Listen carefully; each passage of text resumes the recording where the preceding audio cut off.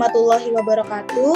Kami dari kelompok 4 ingin menyelesaikan tugas ujian akhir semester mata kuliah Statistika Perpustakaan dengan dosen pengampu yaitu Bapak Rian Adiputra. Di sini kami akan membahas tentang materi ketujuh yaitu tentang One Way ANOVA.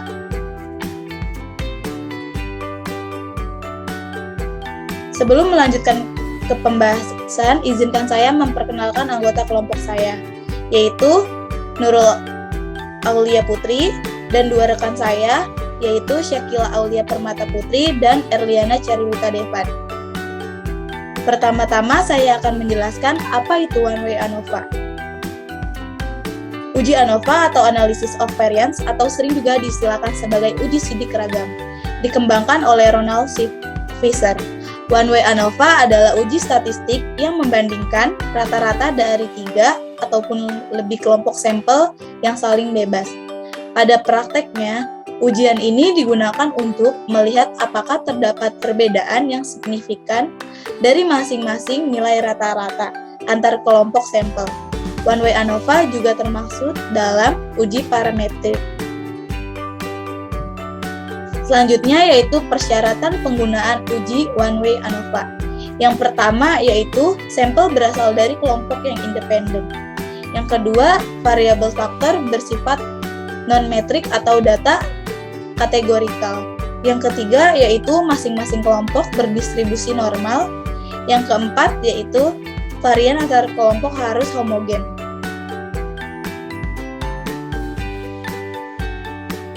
Selanjutnya yaitu prinsip uji ANOVA. Prinsip uji ANOVA adalah melakukan analisis variabilitas data menjadi dua sumber varians, yaitu varian di dalam kelompok atau within dan varian antar kelompok atau between. Di sini kami akan membahas contoh soalnya, yaitu yang pertama, seorang pustakawan di Perpustakaan Universitas Negeri Yogyakarta atau biasa kita sebut dengan UNY sedang melihat daftar peminjaman buku selama 1 tahun terakhir. Hasil dari daftar peminjaman buku menunjukkan sebagai berikut. Berdasarkan data di atas, kami akan menganalisis tentang A. Berapakah rata-rata peminjaman keempat subjek buku tersebut? Yang B. Apakah terdapat perbedaan rata-rata dalam peminjaman keempat subjek buku tersebut? Dan yang terakhir adalah rata-rata peminjaman keempat subjek mana yang sama atau berbeda peminjamannya. Kelompok kami akan melakukan uji analisis menggunakan SPSS yang akan dilanjutkan oleh kedua rekan saya. Dipersilakan. Baik, kali ini kita akan menguji coba atau melakukan uji normalitas pada data buku peminjaman Universitas Negeri Yogyakarta. Nah, di sini saya sudah mempunyai data buku dan peminjaman serta kategori buku. Kategori buku di sini nomor 1 itu adalah sastra, kedua ekonomi, ketiga hukum, dan keempat kesehatan. Nah, data-data ini yang nantinya akan kita pindahkan ke SPSS. Baik, sebelumnya kita klik variable. Sebelum kita buka dulu SPSS-nya, lalu ke bagian variable view.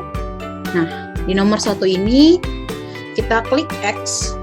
X itu sebagai labelnya yang kita ganti yaitu buku. Ya, X itu sebagai buku dengan values.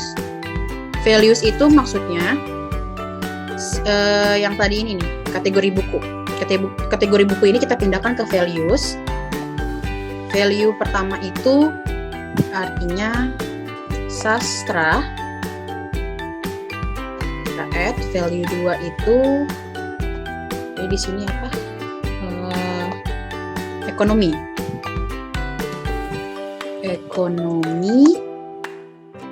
Value 3 itu artinya hukum. Dan 4 itu adalah kesehatan. Sudah kita isi semua, lalu klik OK. Nah, di sini akan berubah. Lalu yang di nomor 2-nya itu kita klik Y. Y sebagai untuk labelnya yaitu peminjaman. Berarti Y itu adalah peminjaman. Desimalnya jangan lupa ya, kita nolin dua-duanya. Kita nolin dua-duanya, sudah. Jadi kita cuma ubah X dan value serta desimal, lalu yang Y itu kita ubah desimalnya saja, kita labelkan peminjaman. Oke, kita klik data view. Sudah terlihat ya, sudah berubah variasinya jadi X. X itu buku, Y itu peminjaman. Kita balik lagi ke data kita. Nah, buku dan peminjaman itu kita blok. Dua-duanya kita blok, kita copy, lalu kita pindahkan ke SPSS. Nah, copy, setelah di sini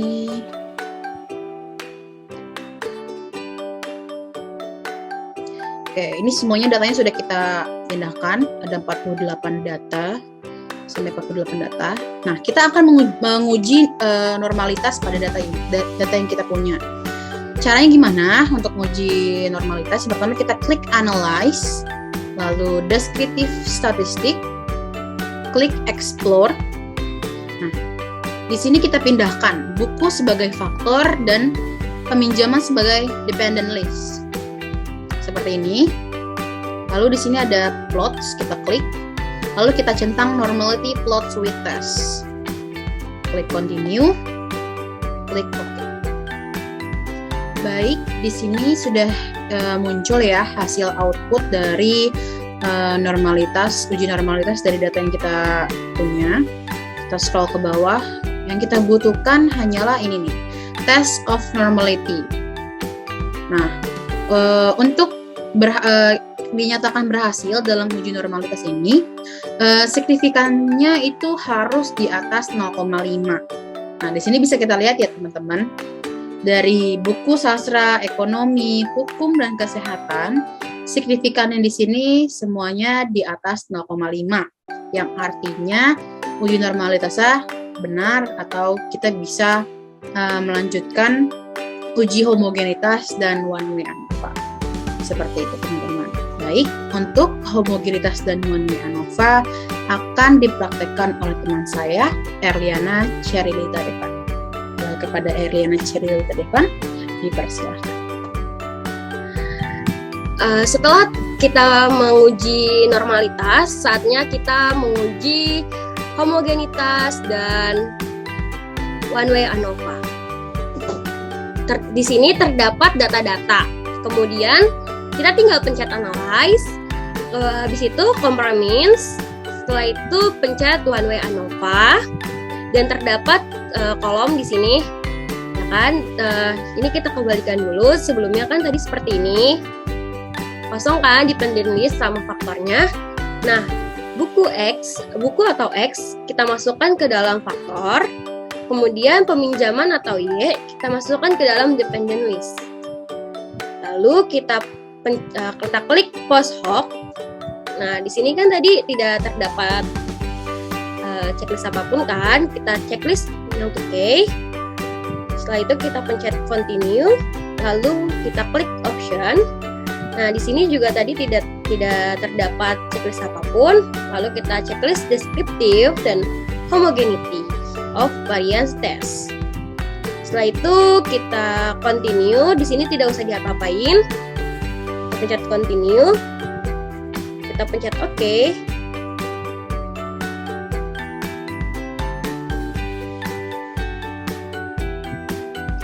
Nah, setelah tadi kita pencet OK, nanti ada muncul output SPSS-nya yang terdiri dari descriptive, test of homogeneity, of variance, ada ANOVA-nya, ada post hoc test-nya, lalu homogeneous subsetnya.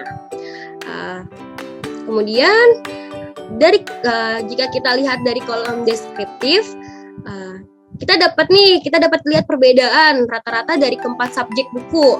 Nah, berdasarkan output SPSS deskriptif, kita dapat melihat perbedaan rata-rata peminjaman dari keempat subjek buku dengan rincian sebagai berikut. Nah, untuk rata-rata yang pertama, rata-rata peminjaman buku sastra sebesar 46,50. Lalu untuk rata-rata peminjaman buku ekonomi sebesar 41,25. Setelah itu ada rata-rata peminjaman buku hukum sebesar 44,17, dan untuk rata-rata peminjaman buku kesehatan sebesar 54,92. Nah, dari hasil keempat ini dapat kita totalkan rata-ratanya yaitu sebesar 46,71. Dengan demikian, maka kita dapat simpulkan bahwa rata-rata peminjaman tertinggi adalah buku kesehatan yaitu sebesar 54,92. Dan yang kedua itu ada pengujian kesamaan varians homogenitas berdasarkan output SPSS yaitu Test of Homogeneity of Variance. Yang ini kita bisa lihat nilai yang diperoleh, nilai signifikannya. Kita lihat ya yang based on man. Di sini ada nilai signifikannya 0,502 dan based on median yaitu signifikannya sebesar 0,555 dan based on median and with adjust DF itu sebesar 0,556. Dan yang terakhir ada based on trimmed mean. Signifikannya sebesar 0,512. Nah, karena semua nilai signifikannya lebih dari 0,05, maka kita dapat simpulkan bahwa varian keempat kelompok peminjaman buku itu bisa kita bandingkan, yaitu sama atau homogen, sehingga asumsi homogenitas dalam uji one way ANOVA terpenuhi. Kemudian ada pengujian apakah keempat sampel mempunyai rata-rata yang sama atau berbeda, atau uji ANOVA dari dasar pengambilan keputusan dalam analisis ANOVA. Yang pertama, jika nilai signifikannya lebih besar dari 0,05, maka nilai rata-ratanya sama. Tetapi jika nilai signifikannya atau signya kurang dari 0,05, maka nilai rata-ratanya berbeda. Nah, berdasarkan output ANOVA di atas, nih yang ini, diketahui nilai signifikannya adalah 0,025. Berarti kurang dari 0,05. Nah, sehingga kita bisa simpulkan nih bahwa rata-rata keempat peminjaman buku tersebut berbeda secara signifikannya. Nah, yang selanjutnya ada mencari kelompok mana saja yang rata-rata peminjamannya sama dan mana yang rata-rata peminjamannya tidak sama, yaitu post hoc test yang ini ya. Nah, post hoc test ini menggunakan 2K HSD. Nah, 2K HSD ini adalah pengujian perbandingan jamak untuk menentukan apakah rata-rata peminjaman tersebut signifikan dalam jumlah analisis varian. Sebagai contoh nih, jika kita akan membandingkan rata-rata peminjaman buku sastra dengan buku ekonomi, yaitu angka rata-ratanya itu 5,250. Nah, 5,520 ini adalah angka yang diperoleh dari nilai rata-rata untuk peminjaman. Nah, maksud saya jika kita lihat dari deskriptif, kita bisa lihat minnya itu untuk sastra 46,50 dan untuk ekonomi 41,25. Jadi nilai yang peminjaman sastra dikurangin dengan peminjaman ekonomi. Sementara itu, jika kita lihat dari post hoc testnya, kalau low boundnya itu adalah minus 6,72, sedangkan upper boundnya 17,22 dengan tingkat kepercayaan 95%.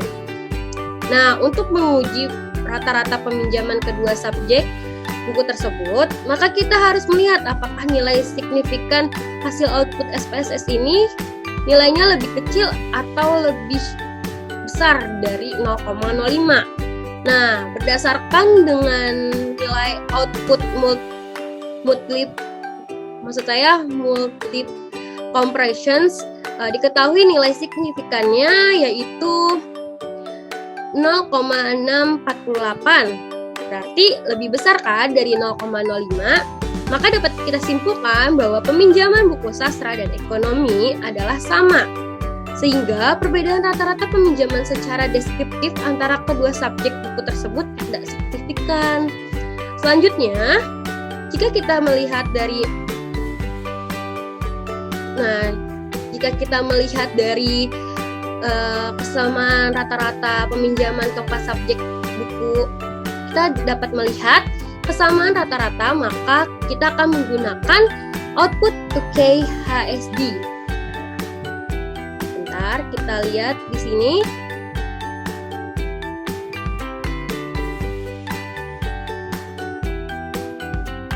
Kita lihat di homogeneous subset. Pada subset pertama ini terdapat data peminjaman yaitu ekonomi, hukum, dan sastra. Maka artinya rata-rata peminjaman ketiga subjek buku tersebut tidak mempunyai perbedaan yang signifikan. Dengan kata lain, rata-rata peminjaman sastra, hukum, dan ekonomi adalah sama. Nah, pada subset kedua ini kita bisa lihat bahwa terdapat peminjaman buku hukum, sastra, dan kesehatan.